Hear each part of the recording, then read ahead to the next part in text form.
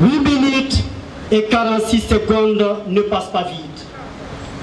8 minutes et 46 secondes n'est pas un accident.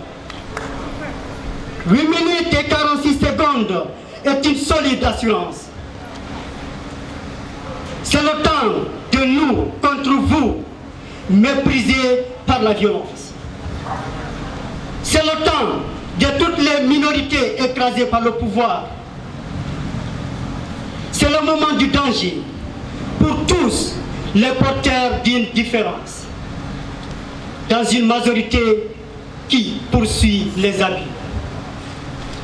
Dans une majorité qui poursuit les abus, 8 minutes et 46 secondes suffisent pour ressentir la douleur, pour le faire grandir, pour la faire vibrer comme une seule et unique voix dans le langage universel des derniers, qui savent relever la tête et revendiquer le droit à la justice et au bonheur.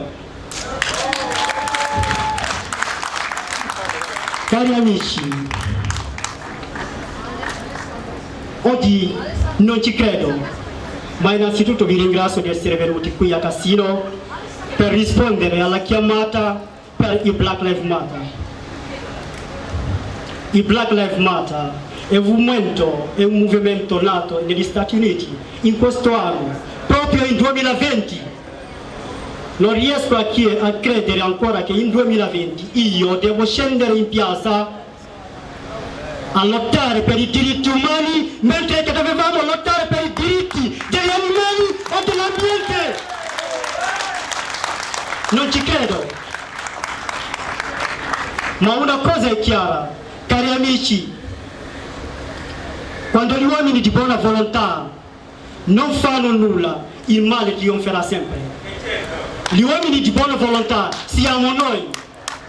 Quindi a me fa più paura le persone che restano indifferenti quando ci stanno gli oppressori che fanno l'oppressione su altre persone. E questo che mi fa male. Cari amici e care amiche, oggi vi racconto ancora una cosa o vi dico un'altra cosa. Ciò che sta succedendo in una parte della terra riguarda tutto il mondo. Se prendiamo un esempio del Covid-19, per la prima volta abbiamo sentito parlare di questo in Cina. Ha chiuso il mondo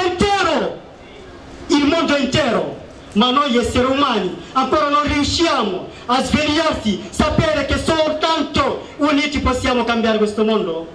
Dobbiamo ancora continuare a fare l'oppressione. Dobbiamo ancora continuare a parlare di qualcuno, a parlare di colore della pelle, a sfruttare qualcuno, a sfruttare un lavoratore, dobbiamo anche continuare a farlo. Noi qui oggi non è una lotta contro un nero e un bianco, è una lotta contro ogni forma di discriminazione e di razzismo. Non si parla qui di una lotta contro il nero e il bianco, no, non è questo il punto. Il punto è che noi stiamo lottando contro tutti i razzisti attraverso il mondo. E questo è il punto. Cari amici,